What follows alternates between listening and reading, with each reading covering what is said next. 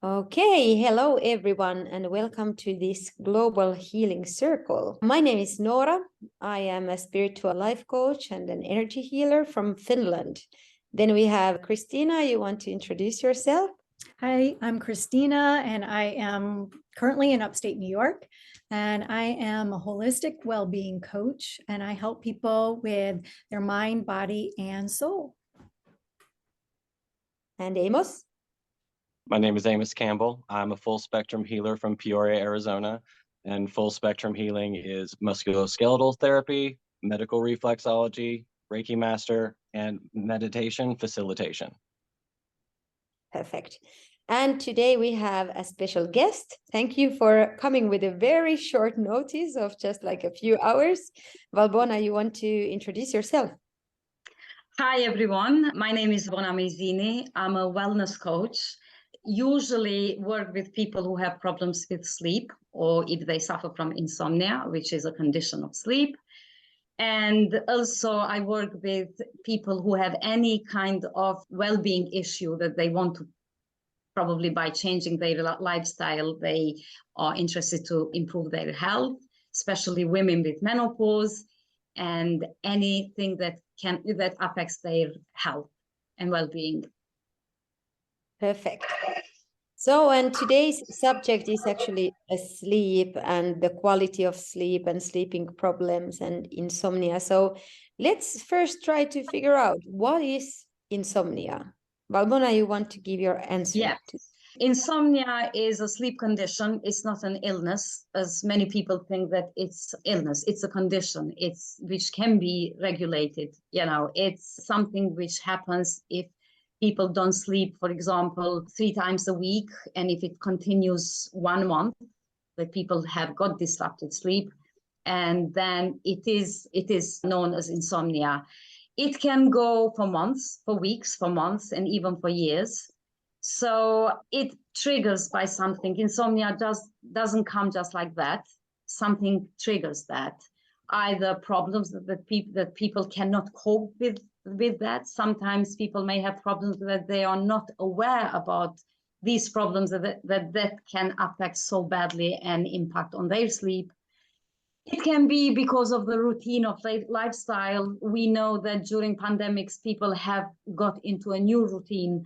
For example, they have slept late, they sleeping pattern have changed.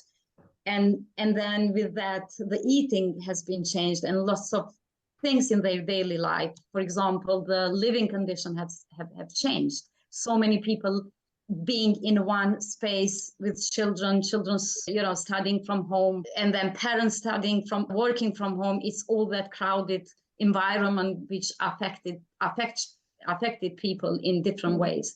And then other family problems, because when you are in an environment with all family members with whom you were not in the usual time, everybody went to school, children went to school, parents went to work, and suddenly everything had changed, and that had very bad impact. And the thing is that the brain gets that routine. It's just something that records that routine. And if you don't take action to change that routine and you continue with that routine, so then the brain learns that these are the patterns.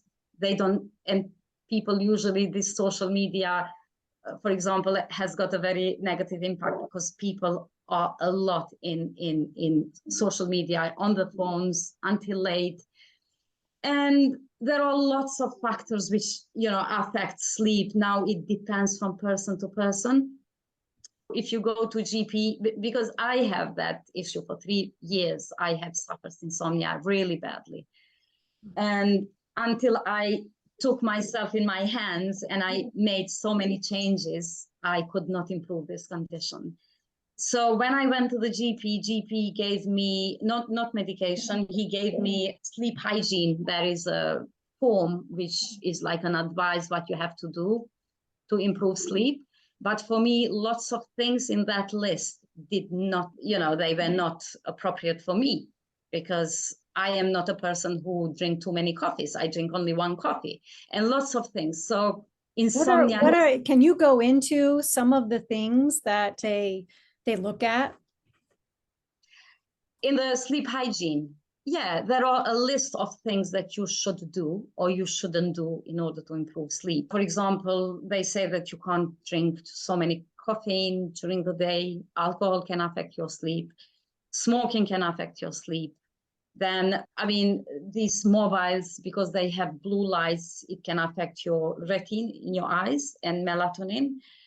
These blue lights are really bad, that they will affect your sleep and lots of other things. But for me, in coaching, what I have found out that you cannot tell people what to do in order to sleep.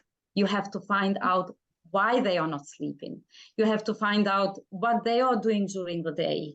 So what they have done before when they have slept and what have changed.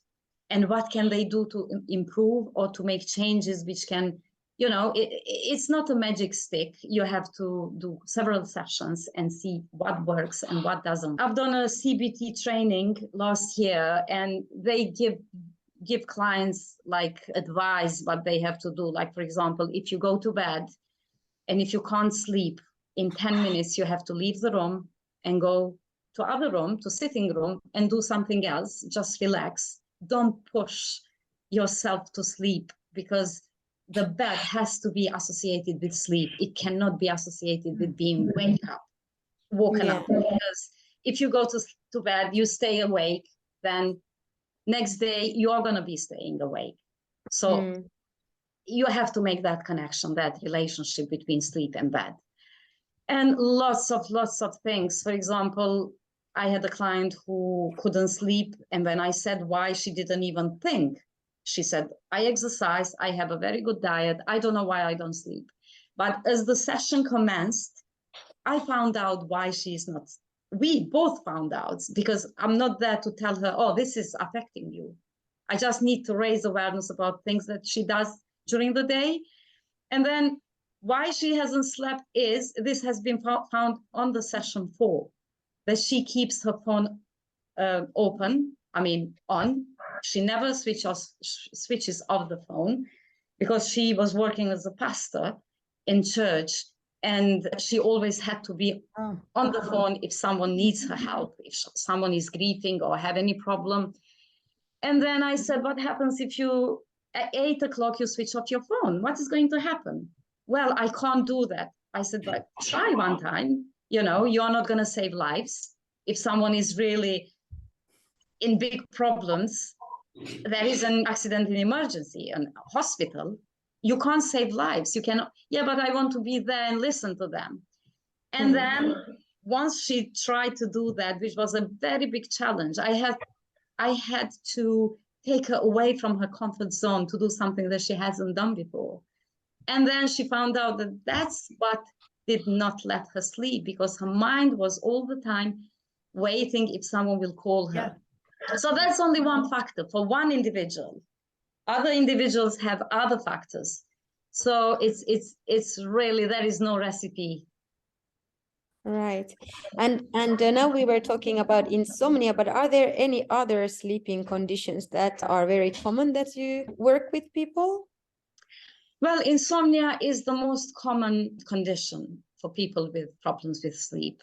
I haven't come across of any other condition.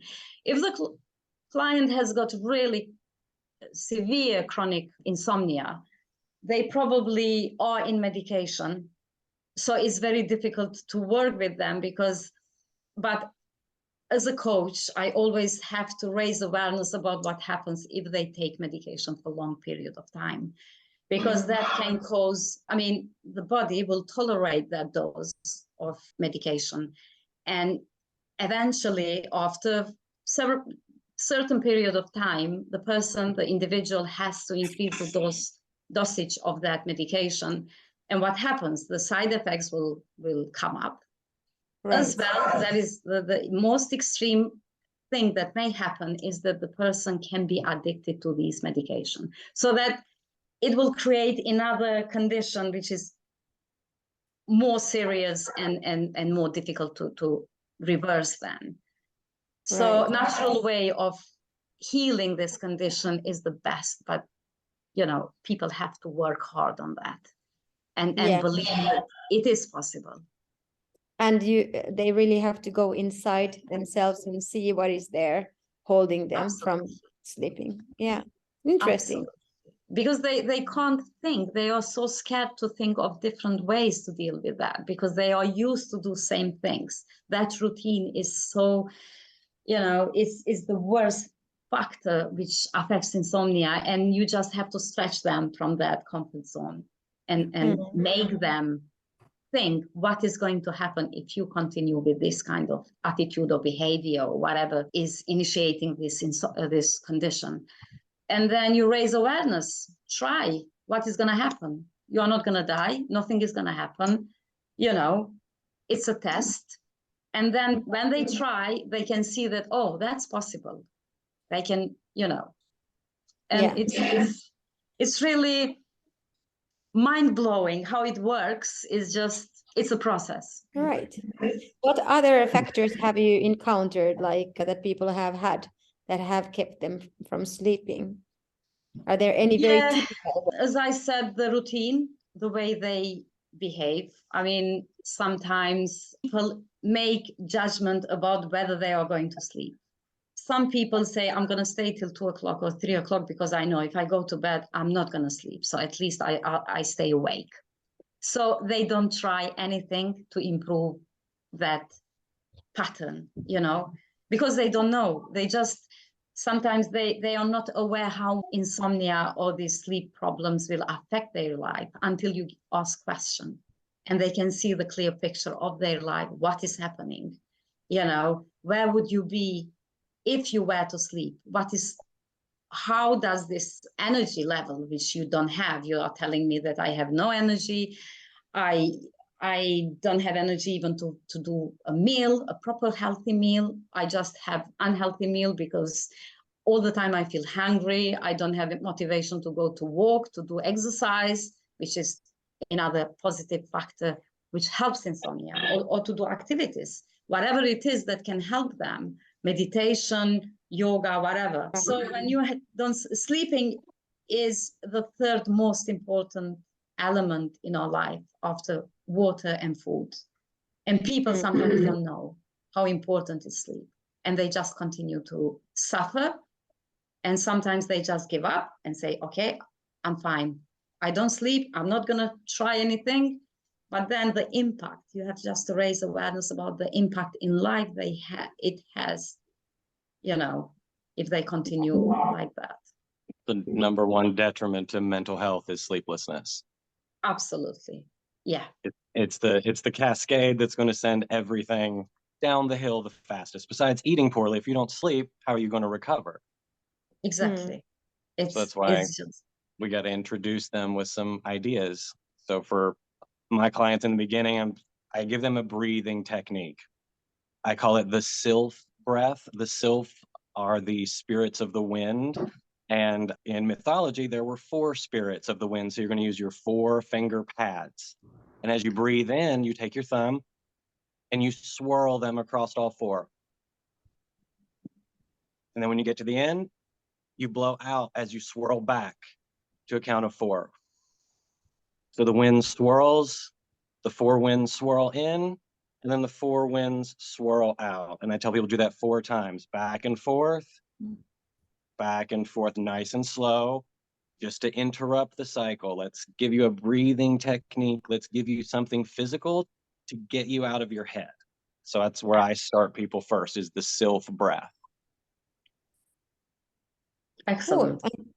So Amos, actually, yes, you had some other techniques too. So shall we go there at the moment? Like, how do you help your clients with these problems? Well, it's all about interrupting the cycle, because usually the cause of sleeplessness, in my experience, is stress. So it's about interrupting the cycle. So breathing techniques is where I start everyone first. So I have a breathing technique for everything, and this is the sleeplessness. So it's the 4 winds in, 4 winds out. Next, I have acupoints for that. There are actually 3 major acupoints that I use for insomnia. And the first one is the on myon, which is where your SCM, this big old muscle in the front, attaches to the back of your skull. And when it attaches to the skull back here, there's a divot. There's a big dip point right here. And this is the on myon, and this is for sleeplessness and insomnia. Do it on both sides. There's a big old divot right behind the ear, right where this SCM attaches to the back of the skull. And it tends to be really sore in people. A lot of people grind their teeth, and it tends to be really tender. But just do that for a count of 8. Massage clockwise, counterclockwise, whatever feels better, for a count of 8. And then I tell them to do a couple breaths, and if you have to, go back.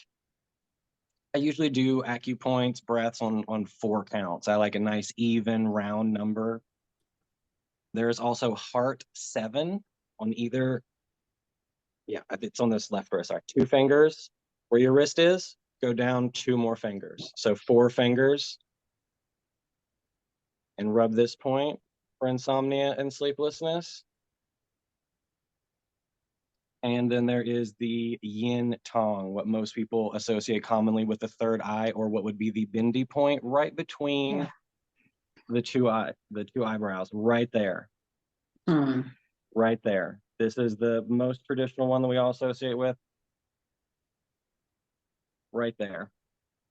So those are your physical acupoints. We've got breath work, we've got the air element, we've got our physical points, we've got our earth elements in there. I do tend to use minerals a lot for meditative purposes. So this is usually used 5 to 10 minutes, because I tend to tell my clients you need to break from the screens for 15 minutes, 30 minutes before bed. And this is where I tell them this is where your meditation is going to be most meaningful or most useful. Most often black tourmaline. It's associated with absorbing negative energy. So letting all the stuff go at the end of your day before you go to bed, so you don't take that with you to sleep. Labradorite is a really powerful dreaming stone, as well as amethyst, but most often it's tiger's eye. Tiger's eye is the best dreaming stone, blue tiger's eye especially, and that's really the best points. And I forgot the thumb pads. In reflexology, this is the brain when you use your hands. So just to help relax someone in bed. So I just lay there in bed and I just rub my thumb pads when I can't sleep. Speaking of minerals, what are your opinions on using like magnesium? If you need it, absolutely. Ingesting magnesium. I've done that myself and have found that it works really well. But does it actually work for insomnia as well? I found it works better for muscles. People who get woken up repeatedly with muscle cramps or have restless leg, a few doses of the magnesium, they report that things feel better. And then they have a better time staying asleep because they're not being woken up by something, usually these muscle cramps. So yeah, magnesium for muscle cramps, always. And a little calcium. Little calcium goes a long way. So a little chocolate milk before bed, always good. And how about herbal remedies? Like, for example, chamomile and stuff that calms down the nervous system. Valerian root and chamomile tea together is the magic combination. Most people say melatonin. I medically don't recommend melatonin because your body makes it on its own. And if you take it from an outside source, your body is like, oh, well, I'm getting it from an outside source. I don't need to make it my own. Don't get in that web. Melatonin, I only usually recommend for mothers who have just delivered babies. It really helps with the postpartum for those like 3 weeks. But other than that, I don't recommend melatonin. It's always valerian root, like an excipient-free vegan tablet, and good chamomile tea together. And that's the hypno charm. Every time. Every time. Root, I have a problem because it smells like cheese. It smells like dirty feet. Yeah. It does. It does. It does. It really does. Yeah, plug the nose. Yeah, my cat goes crazy over it. But actually, I just want to make sure that this is a good thing to suggest a person who is suffering from insomnia. Like, it's not diminishing their problem if you say that these herbal remedies, they might help. Because I'm just thinking the psychological side of insomnia, like as a person who has never suffered it, it's very difficult to understand what it is to go through it. So is it better to just keep my mouth shut and be like, I'm so sorry that you are having this issue? Or is it actually something you wish to hear from another person? Like, have you tried chamomile and valerian? Do you know? I'm always going to suggest something. I'm always going to say, have you thought of this? Have you heard of this? Have you tried of this? I'm always going to say, have you? Yeah, we're going to right. see what's going up. Only because as a former addict and as someone who works with addicts, I always want to make sure that we're not leaning on something and making a crutch. That's why I don't lean towards melatonin. And again, if you're not sleeping for 3 nights out of a week, first I'm going to send you to your medical doctor. If you're on my table, then I'm going to give you these over-the-counter remedies. If they continue to not work, then we're going to have to find something else. So Right. if it doesn't work, it doesn't work. I don't want people to lean on something if it's not working. Perfect. Perfect. So how about Valbona, in your work, like what are the kind of practical tips that you give your clients? On top of that, you try to dig out the root cause, but is there something we haven't yet talked about? As a coach, I don't give advice what to do. I try to raise awareness with open questions and these magic coaching questions to help the client find out what exactly helped them. I use mindfulness as well, such as meditation. I'm in process of doing the EFT, emotional freedom technique, which I've done it before for myself about 10 years ago, and it helped me so much. So this is what I'm doing a course on that, which I am going to apply with my coaching. It's extremely powerful, and it is usually for clients who are really, really struggling to move on with their own habits. I mean, to take action and change things in their lives. So tapping helps a lot with insomnia. So you just make the client go deep and into their thoughts. And with tapping, they have to mention, you have to ask them to say things and tap to these specific areas in the body. It's like a needless acupuncture, it is called. So, my eureka is when the client finds out exactly what works for them. What works for me, it won't work for you or with anyone else. So you have to help the client find out what is the best way, what is the best method that can help them. And as I said, it has to go about 3-4 sessions. Sometimes you can find it in second session, but it works. It works as soon as the client finds out where the problem is, how to accept that problem, because it may be a same problem for different people, but there would be different reaction to that problem, different response. Right. So you just have to measure the level of response to the problem. For me, for example, the stress is another thing. People may experience stress about something that they are not aware that particular thing can cause so much stress in their life. And we know that when the stress level increases, then increases the stress hormone, which is cortisol. And if it is releases in a high dosage, if our body releases cortisol more than it should be, because cortisol is one of the most important hormones in our body. It regulates energy, metabolism, cardiovascular system, blood sugar, everything. It gives us energy to wake up in the morning. But if it is released in an amount more than normal, it will have a reverse effect. It will affect blood sugar in blood.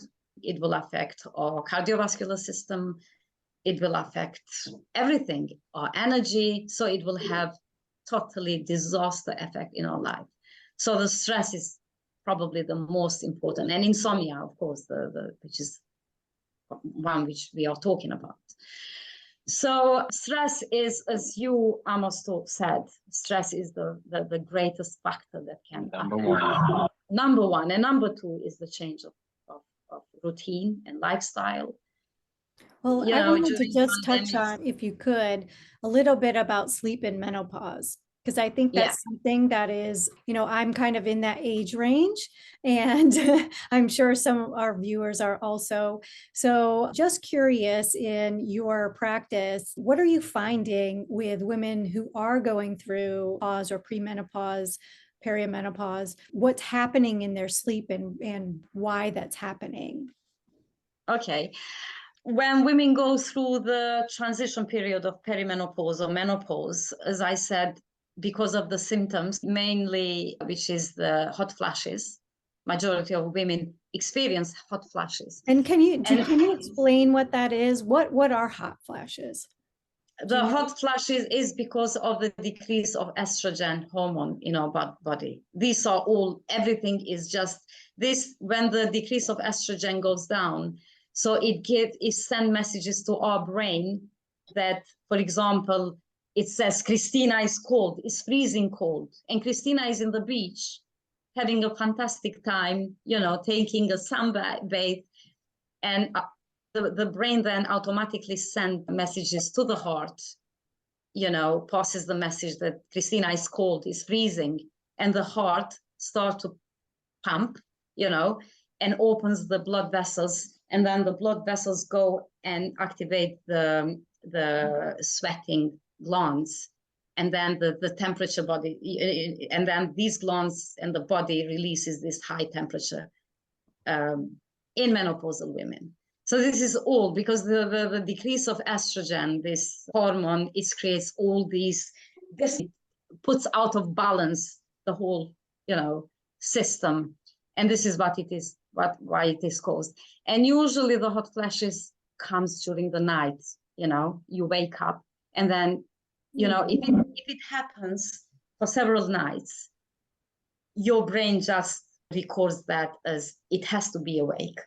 And your brain just creates that routine. And that's how insomnia gets, you know, becomes a condition for the menopause. One of them, but there are lots of other issues. For example, the level of coping during menopause decreases because the coping and everything gets down because we are not anymore capable to cope with all these symptoms, with all the stress in our life, with the problems, which probably in normal life condition, we were more able to cope. But now everything changes. This cortisol hormone is released in a huge amount, abnormal amount, and which makes us react differently, respond differently to everything, to our symptoms. And this is why the insomnia and all other symptoms of menopause happen. So what are some of the things that you actually help with menopausal women with sleeping issues? What I teach on my workshops for menopause is that quality of life is extremely helpful. So they have that means your diet, movement, daily movement, water, drinking water is highly important. So many women that not so many, but some women that I have coached have told me that they don't drink water during the day, maybe one glass for the whole day. That's bad. That affects the hot flashes. And then consumption of vitamins and minerals are extremely important, especially vitamin D, vitamin B6 and B12, because they help with, you know, mental health. And also they release serotonin, which is the happy hormone. And then calcium as well, magnesium. Calcium is important because of the bones, because during the menopause, many women have reported that they probably thought that they have got the osteoporosis or other sarcopenia, which is another condition where women start to lose muscles. And this is as a result of decrease of estrogen. It's not the condition. So that's why quality of life is hugely important. They have to make changes. They have to do things that they probably haven't done before. Now, this stage, you know, people perceive menopause negatively because of the changes, but there are women who perceive menopause as positive. For example, is the stage of life where women becomes more mature, more confident about making decision in life. They have more time to look after themselves. Most of them who have children have grown up, they have got separate lives. So, and then the good thing is that they can share this experience with other women, you know, where you don't feel alone. You are not someone who you are experiencing all these symptoms on your own. But unfortunately, many of them view menopause very negatively. It's still a taboo and stigma because some women may associate menopause with getting old, with old age. Mhm. And the problem is sometimes in workplace, these women, you know, it affected so badly that they lost confidence. They don't go to be promoted. They don't accept promotion because they lost confidence, and they can see that they are not as good as they have been, but they don't know why. Yeah. So it's always good to raise awareness of these women, managers, and the whole members of staff, even men, to be more empathetic and to understand that this is the stage that no one can escape from, but someone can go through more dramatic experience, someone can pass it more lightly, but it's always good, you know, to be more open discussion about menopause. So just wondering, because I'm also a coach, so does it come into self-image in the end? Like why some people don't accept the menopause so easily and some people do? Like, is it something about that I should be something, or I'm competing with the younger ones who are still like more fertile and vital and beautiful, or is there these kind of ideas behind the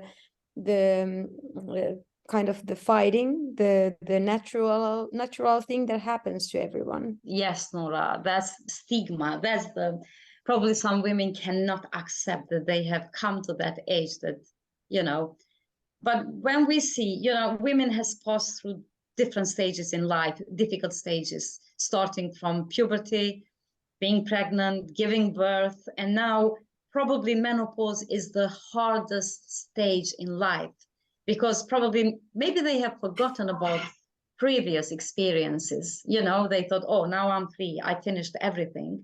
But then suddenly, boom, comes menopause, which is really difficult because it combines with getting older, with aging. We are not anymore, when you reach that stage, women are not any more capable. They are not as strong to cope with all these changes as they were younger, you know. But it can be healed.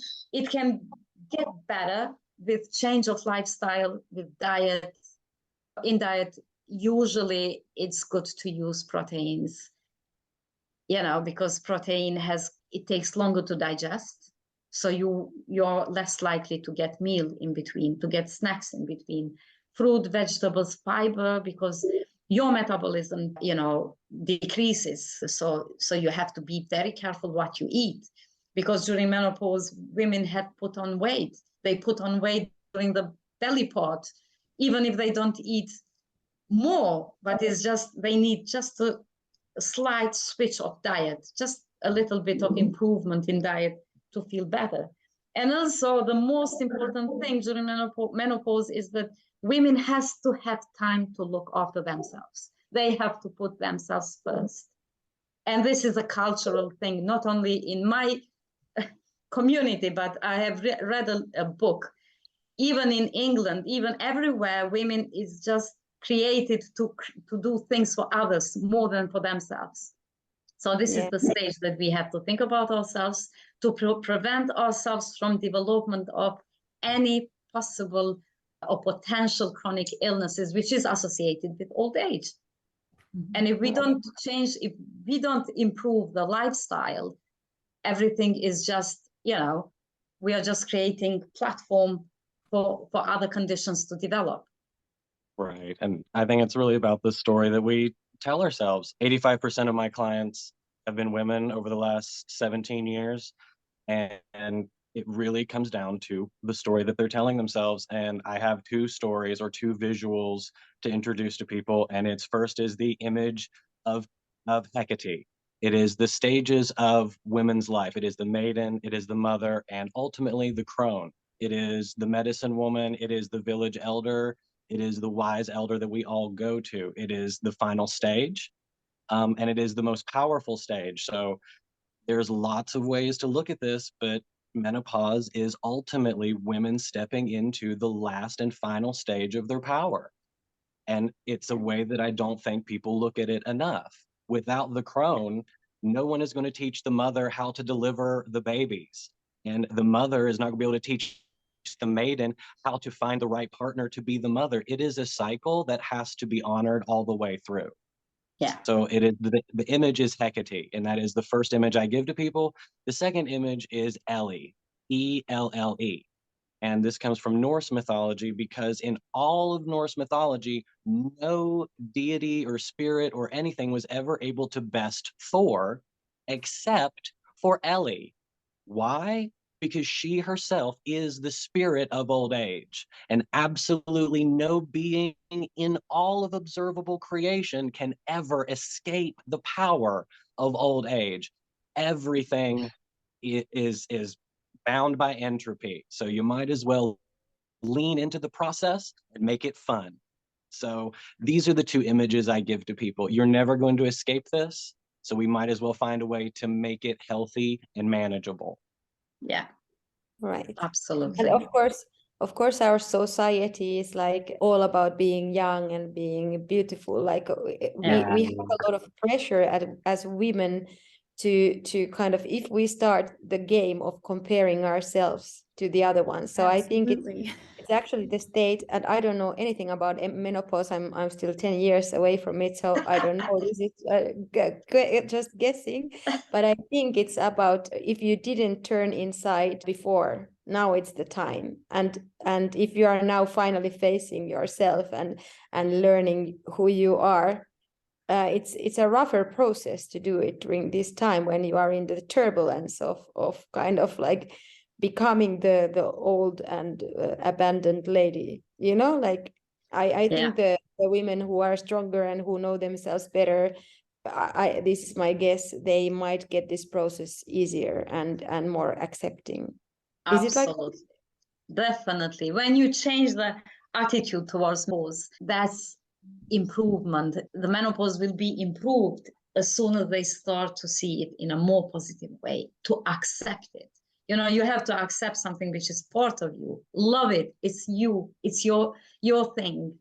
And it's not, you are not alone. Everybody is going through that. Everybody will go through that if they live, you know.